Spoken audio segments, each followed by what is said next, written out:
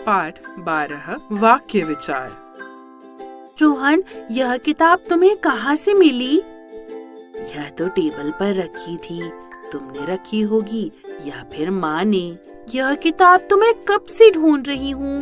यह किताब टेबल पर कहाँ से आ गई? अरे, यह किताब तो मुझे छत पर मिली, मैं नीचे ले आई। धन्यवाद माँ। यहाँ आपने देखा, रोहन, रीमा और उनकी माँ वाक्य के द्वारा आपस में बातचीत कर रही हैं। 2 या 2 से अधिक पदों के सार्थक समूह को, जिनका पूरा अर्थ निकलता हो, वाक्य कहते हैं। वाक्य के अंग, वाक्य के 2 अंग होते हैं। उद्देश्य, जिसके बारे में कुछ कहा जाता है, वह उद्देश्य कहलाता है। जैसे नेहा गाना गाती है। विधेय, वाक्य में उद्देश्य के बारे में जो कुछ कहा जाए वह विधेय कहलाता है। जैसे नैना पत्र लिखती है। वाक्य के भेद 2 प्रकार से किए जा सकते हैं। रचना के आधार पर वाक्य के 3 प्रकार होते हैं। सरल वाक्य, इसमें एक ही विधेय होता है, एक ही क्रिया होती है।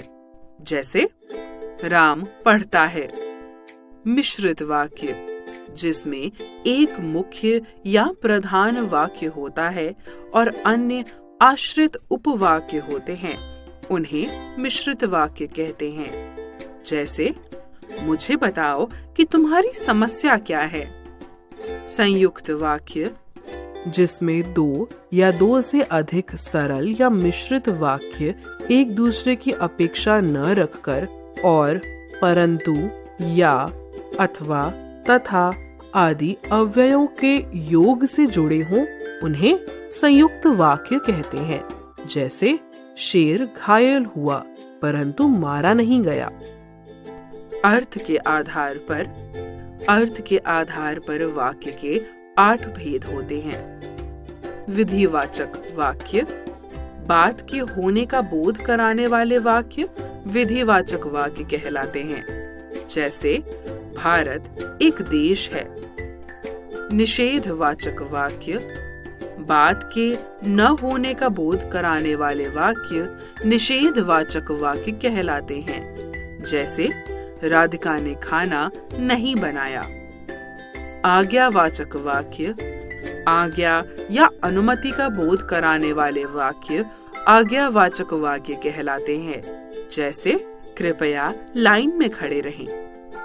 विस्मयवाचक वाक्य, किसी प्रकार की गहरी अनुभूति का बोध कराने वाले वाक्य विस्मयवाचक वाक्य कहलाते हैं। जैसे शाबाश, बहुत अच्छा काम किया। इच्छावाचक वाक्य, किसी इच्छा, आकांक्षा या आशीर्वाद का बोध कराने वाले वाक्य इच्छावाचक वाक्य कहलाते हैं। जैसे आपका नव वर्ष मंगलमय हो।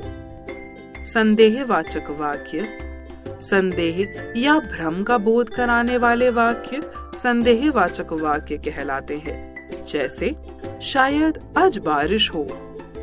संकेतवाचक वाक्य, किसी संकेत का बोध कराने वाले वाक्य संकेतवाचक वाक्य कहलाते हैं। जैसे अगर हम समय पर पहुंच जाते तो ट्रेन नहीं छूटती। प्रश्नवाचक वाक्य, प्रश्न के पूछे जाने का बोध कराने वाले वाक्य प्रश्नवाचक वाक्य कहलाते हैं। जैसे तुम्हारी परीक्षा कल कितने बजे से है?